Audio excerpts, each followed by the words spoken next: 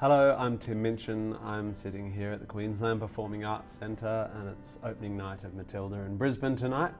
So I'm just about to go do some press and walk the red carpet and watch the show again. Yay, I love watching Matilda.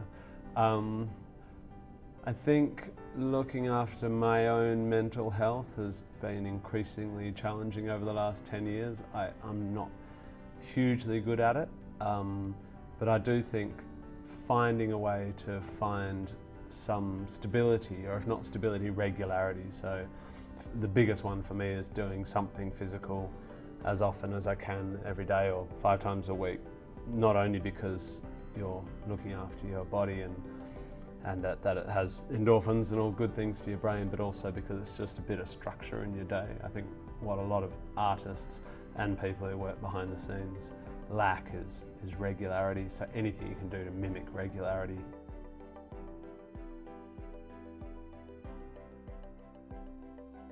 I think there's different stigmas attached to seeking help depending on what side of the curtain you are, or what side of the camera you are. I think especially most of my experiences in live touring and the people on the touring side, the mechs and techs and drivers and sound people, they work such extreme hours, and the culture is that you don't complain because it's a hardcore thing, that you are able to bump out a show at 3 in the morning and drive all night and be back rigging at 9 the next morning, and you're not meant to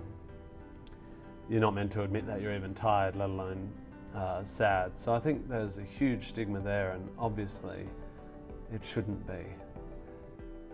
On the other side of the curtain, for performers, of course, I think we are very aware that people think we're sort of precious little flowers and we have our highs and lows, and we don't want to be seen as one of those performers who is dramatic or takes themselves too seriously. Certainly I feel, and many people I know feel, that we have such a lucky life that we don't have real problems.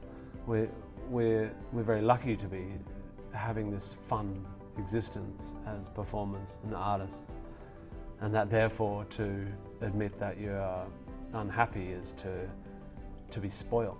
And I think that's a stigma we need to attack as well, because although there's truth in the fact that we have incredibly lucky, fun lives because of the lack of regularity, because of the highs and lows, because of the cultures of drinking and taking other substances, because of press and various pressures that may not be worse than digging in a coal mine, but are different and psychologically potentially more damaging. I think we absolutely need to create a culture where we're allowed to say,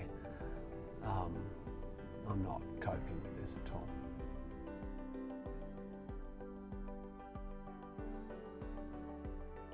It is expected that the pressures you're put under a fair price to pay for the privilege of being a performer, and I absolutely agree that that's the case, but that doesn't mean that those pressures aren't unique. And we as performers, whether it's just the psychological stresses of the job, the workload, the hours, or the psychological stresses of media or reviews or whatever the quirky things we go through are, we have to talk to each other about it.